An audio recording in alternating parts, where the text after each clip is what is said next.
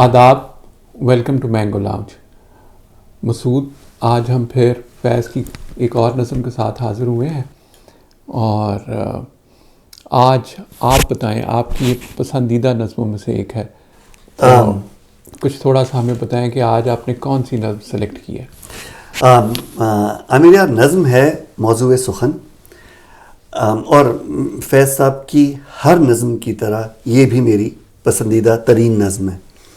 اب انٹرسٹنگ چیز اس میں یہ ہے کہ یہ ان کی زندگی کے شروع کے دنوں کی، شاعری کے شروع کے دنوں کی نظم ہے.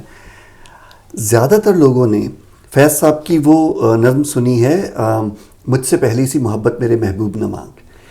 یہ نظم کچھ ان لائنز پہ ہے، لیکن تھیم میں انٹائرلی اس کی اپوزٹ ہے. اور بلکہ آپ سے ایک دفعہ بات ہو رہی تھی اس بارے میں، تو آپ نے بتایا تھا کہ یہ فیض صاحب کی شاعری کے شروع کے دنوں کی نظم ہے، اور ان کی جو آئیڈیالوجیکل چینج اوور ٹائم آیا ہے، اس کے بعد مجھ سے پہلی سی محبت میرے محبوب نہ مانگ، یہ ان کی جو آئیڈیالوجیکل ایولیوشن ہے اس میں بعد میں جا کے آتی ہے. لیکن موضوع سخن جو ہے تو یہ فیض صاحب کی جو خوبصورتی ہے شاعری کی، الفاظ کی، جس طرح سے بنایا ہے، اس کا جواب نہیں ہے. تو یہ نظم ہے موضوع سخن. جیسے ہم عام طور پہ کرتے ہیں، میں یہ ایک دفعہ نظم پڑھتا ہوں، آپ پھر اسے ایکسپلین کیجیے گا، اور اس کے بعد ایک دفعہ ہم اسے پوری نظم کو آخر میں پڑھ دیں گے. تو اچھا، ایک بات میں آپ سے عامر اور اپنے ویورز کے ساتھ معذرت کے ساتھ، بہت زمانے سے میں نے فیض صاحب کو پڑھا ہے، اور کیا ہے کہ اوور ٹائم اب کچھ چیزیں، کچھ تھوڑے سے ورڈ وہ ایسے غلط یاد رہ گئے ہیں کہ کوشش بھی کروں تو وہ ٹھیک نہیں ہوتے. جب بھی میں فلو میں پڑھتا ہوں وہ غلطی ہمیشہ دہرائی جاتی ہے. تو اگر ایسی غلطی ہو، جو یقیناً ہوگی، تو پلیز معاف کر دیجیے گا، کامنٹ میں بتا دیجیے گا، تاکہ ہم اس کو یا تو خود ٹھیک کر لیں، یا پھر باقی پڑھنے والے، باقی دیکھنے والے جو ہیں، انہیں پتہ چل جائے کہ یہ اصل میں کس طرح سے پڑھا جانا ہے. تو نظم ہے جی موضوع سخن. گل ہوئی جاتی ہے افسردہ سلگتی ہوئی شام، دھل کے نکلے گی ابھی چشمہ مہتاب سے رات، اور مشتاق نگاہوں کی سنی جائے گی، اور ان ہاتھوں سے مس ہوں گے یہ ترسے ہوئے ہاتھ. ان کا آنچل ہے کہ رخسار کے پیراہن ہے، کچھ تو ہے جس سے ہوئی جاتی ہے چلمن رنگی، جانے اس زلف کی مہوم گھنی چھاؤں میں ٹمٹماتا ہے وہ آویزہ ابھی تک کہ نہیں. آج پھر حسن دلارا کی وہی دھج ہوگی، وہی خوابیدہ سی آنکھیں، وہی کاجل کی لکیر، رنگ رخسار پہ ہلکا سا وہ غازے کا غبار، سندلی ہاتھ پہ دھندلی سی حنا کی تحریر. اپنے افکار کی، اشعار کی دنیا ہے یہی، جانے مضموں ہے یہی، شاہد معنی ہے یہی. آج تک سرخ و سیاہ صدیوں کے سائے کے تلے آدم و حوا کی اولاد پہ کیا گزری ہے، موت اور زیست کی روزانہ سفارائی میں ہم پہ کیا گزرے گی، اجداد پہ کیا گزری ہے. ان دمکتے ہوئے شہروں کی فراواں مخلوق کیوں فقط مرنے کی حسرت میں جیا کرتی ہے.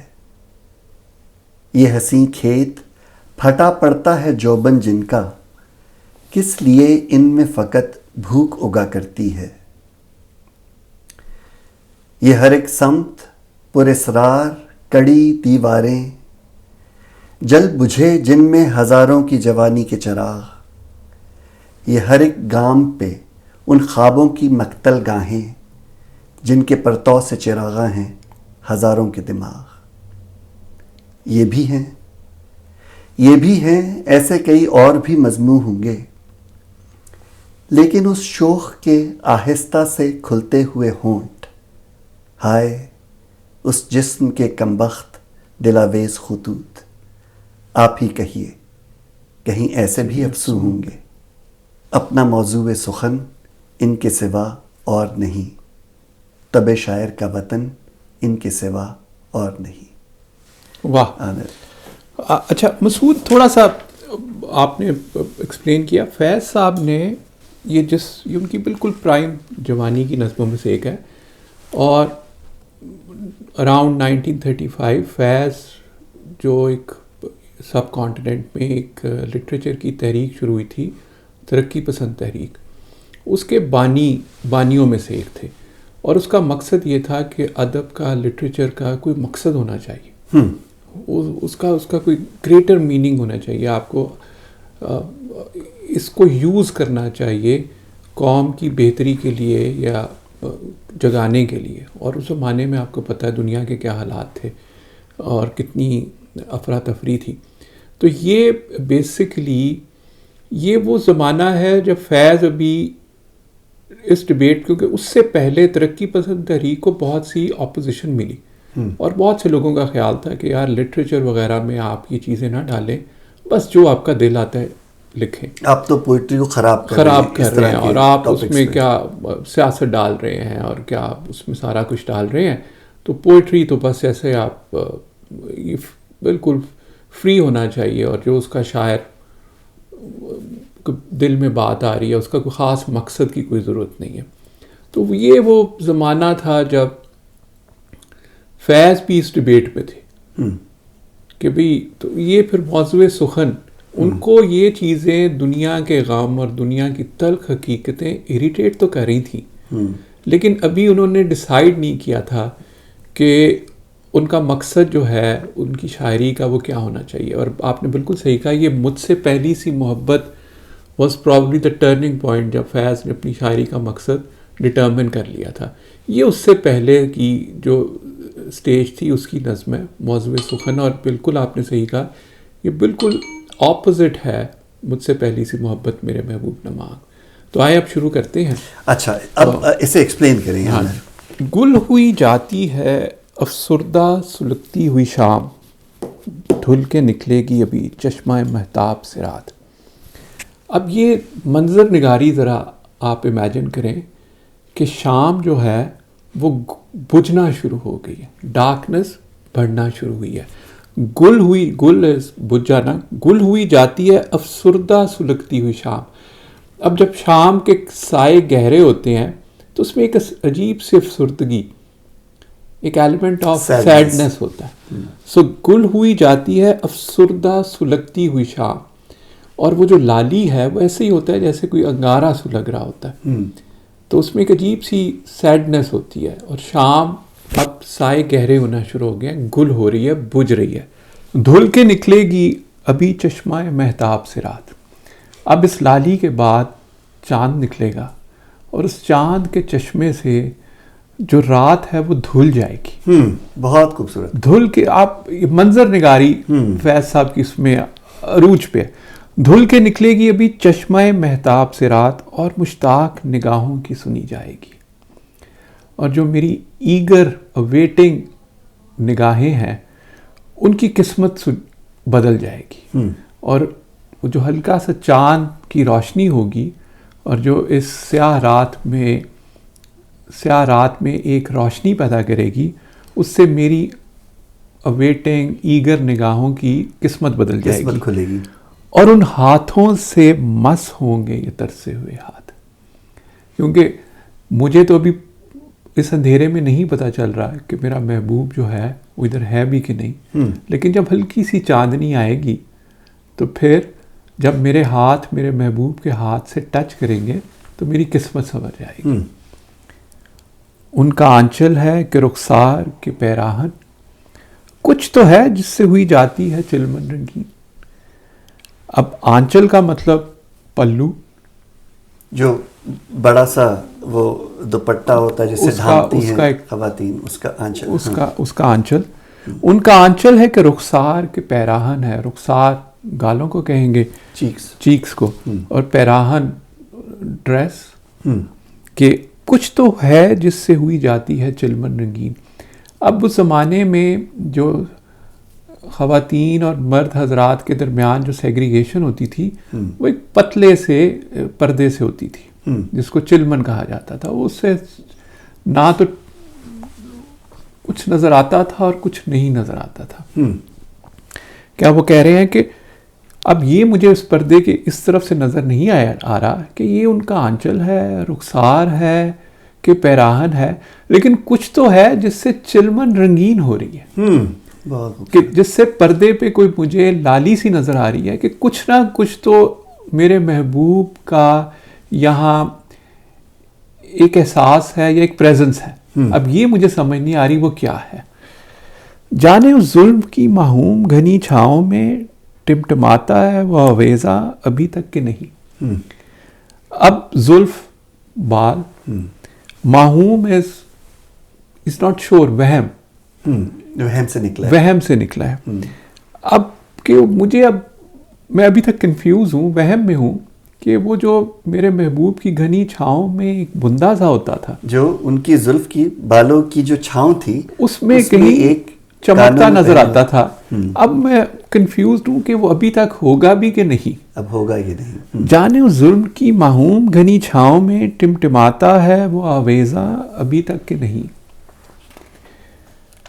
آج پھر حسن دلارا کی وہی دھج ہوگی، وہی خوابیدہ سی آنکھیں، وہی کاجل کی لکیر. اب ان کی امیجنیشن ہے کہ جب مجھے میرا محبوب نظر آئے گا تو وہ جو اس کی وہی شان ہوگی، وہی دھج ہوگی. دلارا، دلدار، محبوب، بلوڈ. آج پھر حسن دلارا کی وہی دھج ہوگی، وہی خوابیدہ سی آنکھیں، وہی کاجل کی لکیر. کہ آج پھر میرا جو دلدار، میرا بلوڈ جو ہوگا، اس کی وہی شان ہوگی، اس کی آنکھوں میں ویسے ہی خواب ہوں گے اور کاجل کی لکیر ہوگی جو اس کی آنکھوں کو اور خوبصورت اور مسٹک اور مسٹیریس بنائی ہوئے ہوں گے. رنگ رخسار پہ ہلکا سا وہ غازے کا غبار. رنگ رخسار مینس آپ کے چیکس کا رنگ ہے، اس پہ وہ جو لالیس ہے، غازے کا غبار. میک اپ جو خواتین کا ہوتا ہے کہ جو رخسار پہ جو ہلکی ہلکی سی لالی ہوگی. سندلی ہاتھ پہ دھندلی سی حنا کی تحریر. اب ذرا امیجن کریں، سندل کی لکڑی جیسا ہاتھ، مطلب نازک ہاتھ، کہ اس پہ جو حنا مینز مہندی جو لگی ہوگی وہ آدھی دھل چکی ہوگی، آدھی ہوگی، وہ دھندلی سی تحریر ہوگی. وہ ایسے لگے گا جیسے کوئی اس پہ تحریر ہے دھندلی سی ہے. اب مائنیوٹ ڈیٹیلز دیکھیں کہ فیض کی امیجنیشن اپنے محبوب کے لیے کہ سندلی ہاتھ پہ دھندلی سی حنا کی تحریر. اپنے افکار کی، اشعار کی دنیا ہے یہی، جانے مضموں ہے یہی، شاہد معنی ہے یہی. اب وہ کہہ رہا ہے کہ دنیا میں جتنے بھی ظلم ہے، جو بھی حقیقتیں ہیں زندگی کی، مجھے اس سے کوئی مطلب نہیں.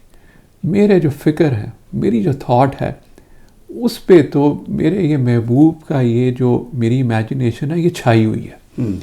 اور میری نظم، میری شاعری، میرے افکار کا جو ٹاپک ہے، جو مضمون ہے، افکار کا مطلب تھاٹس، جانے مضمون ہے یہی، شاہد معنی ہے یہی. میرا تو بس یہی کام ہے کہ میں اپنے اس محبوب کے اس امیجنیشن کو ہی ڈسکرائب کرتا ہوں. مجھے اور دنیا سے کوئی لینا دینا نہیں ہے. آج تک سرخ و سیاہ صدیوں کے سائے تلے آدم و حوا کی اولاد پہ کیا گزری ہے. موت اور زیست کی روزانہ سفرائی میں ہم پہ کیا گزرے گی، اجداد پہ کیا گزری ہے. اب وہ کہہ رہا ہے مجھے پتہ ہے کہ زندگی تو یہ نہیں ہے، زندگی کی تو بڑی تلخ حقیقتیں ہیں، اور ہمیشہ آپ کی نہیں، ہمیشہ سے ہے. اور یہ آدم و حوا کی اولاد پہ کیا گزری ہے، یہ میٹافر آدم اور حوا سے لیا گیا ہے، یعنی انسانوں پہ کیا گزری ہے، مین کائنڈ پہ کیا گزری ہے. اور یہ جو زندگی اور موت کی روزانہ کی لڑائی ہے، سفرائی لڑائی، موت اور زیست زندگی کی روزانہ سفرائی میں ہم پہ کیا گزرے گی، اجداد پہ کیا گزری ہے. کہ یہ جو روزانہ کی جو کشمکش ہے اور لڑائی ہے زیست اور موت کی، اس پہ ہمارا کیا فیوچر ہے، وہ ویسے ہی ہے جیسے ہمارے بزرگوں کا پاس تھا. کوئی بہتری کی امید مجھے پتہ نہیں ہے. ہم پہ بھی وہی کچھ ویسے ہی حالات گزریں گے جیسے ہمارے آباء و اجداد پہ گزرے تھے. ان دمکتے ہوئے شہروں کی فراوہ مخلوق کیوں فقط مرنے کی حسرت میں جیا کرتی ہے.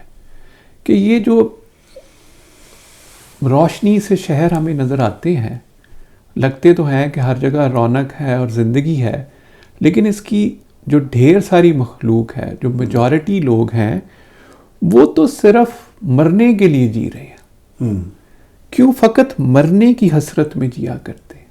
ان پہ تو ان کی زندگی اتنی تنگ ہے کہ ان کی بقا ہی شاید موت میں ہے.